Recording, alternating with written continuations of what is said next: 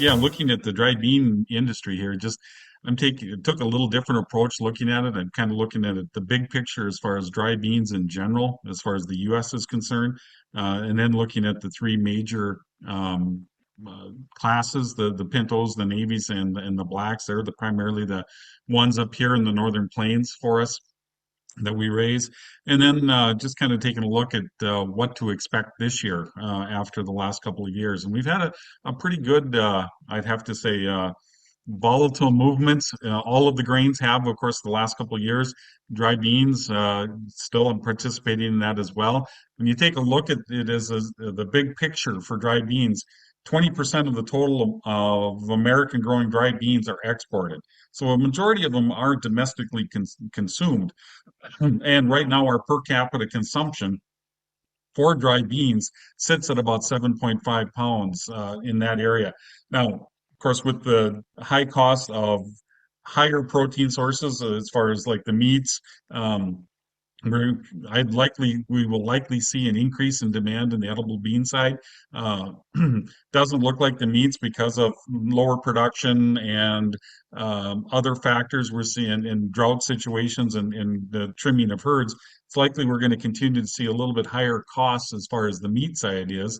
And that helps bring in a little bit, or should help increase the demand as far as edibles are concerned.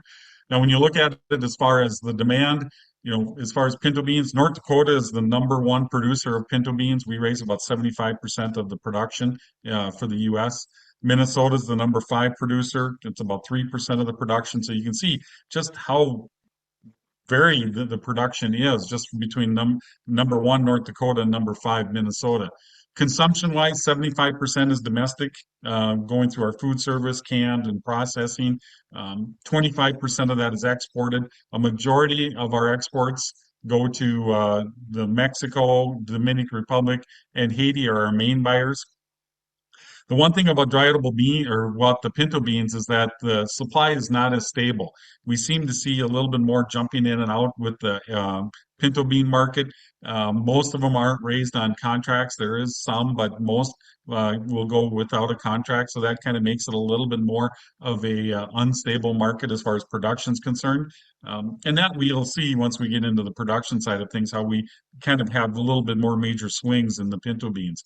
Ending stocks, just kind of piggybacking on a little bit of what Mitch was saying. Ending stocks were fairly tight compared to 2020. We had a big crop, as mentioned. 2019 we were down. A lot of 2019's problem was due to wet conditions. We had a lot of prevent plant.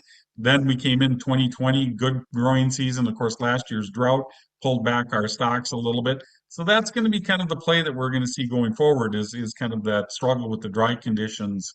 Now, as far as navy beans, North Dakota again is the number one producer. We produce about 37% of the nation's production. Minnesota is number three at about 26%.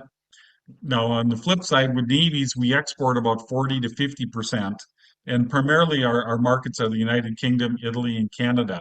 And as Mitch mentioned earlier, we have had an import tax, which is something that has been being worked on. So the trouble with navy beans is that we've got a little bit more of a stable production. Most of those are done on multiple year contracts, so that kind of makes the production a little bit more stable for buyers.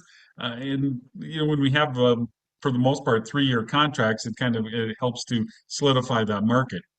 And it helps to take a little bit more of the swings out of the production side or the ending stock side of things.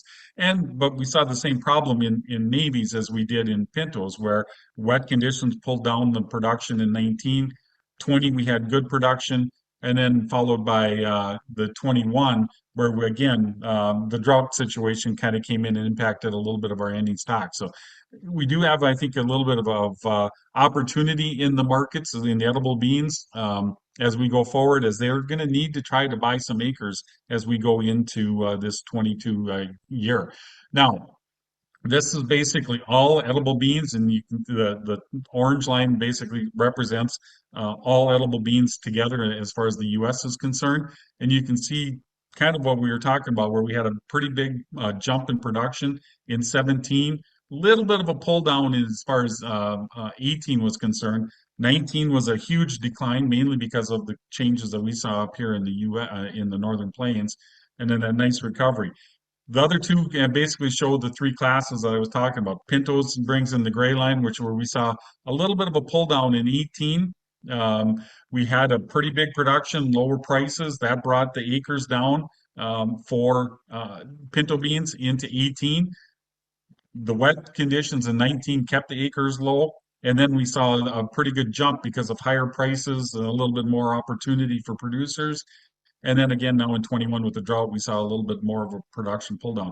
And you can see how stable the production has been, or at least a little bit more flat as far as acres are concerned for the navies and the blacks. So you can see that the market kind of dictates what goes on as far as acres are concerned, and that's one of the things that we saw here.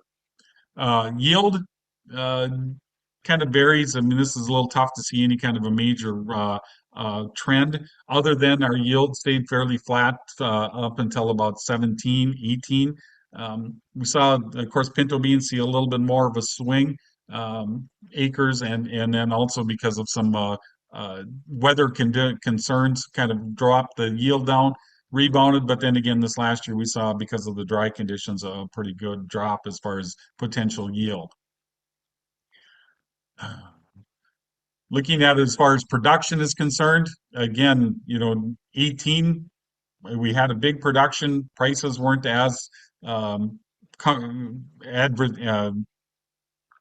acceptable for producers is probably the best way to put it. We saw a pretty big drop as far as production into 19. That partly was also because of the wet conditions, and then the nice rebound. Now, this, again, Pinto's a little bit more variance as far as their production side, a little bit more stable as far as navies and blacks are concerned. When you look at the navy bean acres, of course, the three big states that we look at: North Dakota, Michigan, and Minnesota. Um, Now, what's interesting about this is the acre side of things. North Dakota, as I said, leads as far as the acres are concerned. We have Michigan kind of is one that jumps in and out depending on where the soybean prices fall into play, whether they're looking at raising soybeans or whether they're going to look at navies. You can see that it's been fairly, other than 2020, we were pretty close to have with Michigan.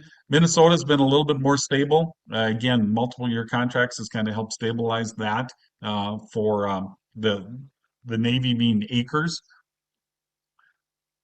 When you look at production, again, now North Dakota hasn't always been, we've been kind of right neck and neck with Michigan, except for this in 21 where the drought hit our yields and Minnesota's yields, where Michigan actually had a little bit better crop. Actually, the last 2 years, they weren't as wet either.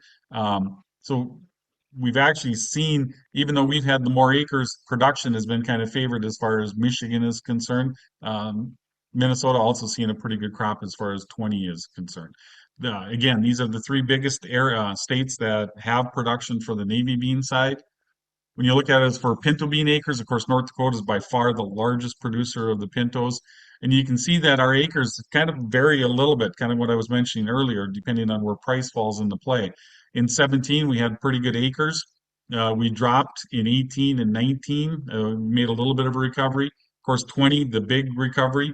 21, we did still see quite a bit of acres get planted as far as the U.S., but again, most of them weren't, a lot of them weren't harvested, or yield was down quite a bit because of the drought situation. Before that, we were fairly stable, but again, we dwarf pretty much every other state that raises, and the other big ones are Nebraska, Colorado, Idaho, and then Minnesota. And when you look at it as far as the production side, again, big production in 17. We pulled back acres in 18. Of course, 19 had the weather impact recovery. So this, you can see pintos are a little bit more responded to the price that gets paid as far as the crop is concerned. So that's how they respond a little bit more towards market activity for their production. Black acres, somewhat stable, at least a little bit more stable. Again, they also have multiple year contracts, not as much as navies, but we have been seeing a little bit more geared towards that. Again, North Dakota and Michigan continue to be the major leaders. Minnesota is the third largest producer as far as the blacks are concerned. And then when you look at production, of course, you got Michigan with their yields just a little bit better than we are. So they lead a little bit on the production side of things, especially over the last well, quite a few of these years. North Dakota had some pretty good production in between. Minnesota continues to be fairly stable as far as their production year in and year out. Now, when you look at North Dakota, just the state on its own, as far as our breakdown of our major edible beans that we raise, primarily Pintos is the largest one raised in North Dakota, followed by blacks and then navies. Again, we kind of the pinto bean market kind of goes with what the price is, kind of fluctuates on the acre side of things. And again, we continue to be the largest producer as far as the nation is concerned. So goes the pinto bean market. It's kind of driven mainly by the direction of North Dakota. When you look at Minnesota acres, what's I found pretty interesting in this is that when you look at the total edible beans that are planted, um, it's quite a bit larger than the three classes that we look at for as far as North Dakota is concerned. Pintos, blacks, and navies are uh, significant, but it's more on the blacks and the navies, and then also on some of the minor edible bean crops like the kidneys, the reds, the pinks. So those are a little bit more growing in Minnesota than what we see as far as in North Dakota. So they actually go a little bit more towards the specialty side of the pinto bean or of the edible beans.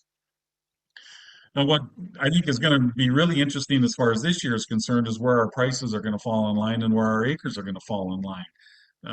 You look at where the revenue prices have been at, the green bars kind of shows where our projected prices have been for crop insurance. Our green, or the gold bar shows us where our harvest price came into play. And right now at 37 cents for our projected price for 2022, that's the highest price, spring price that we've seen as far as the pinto beans are concerned.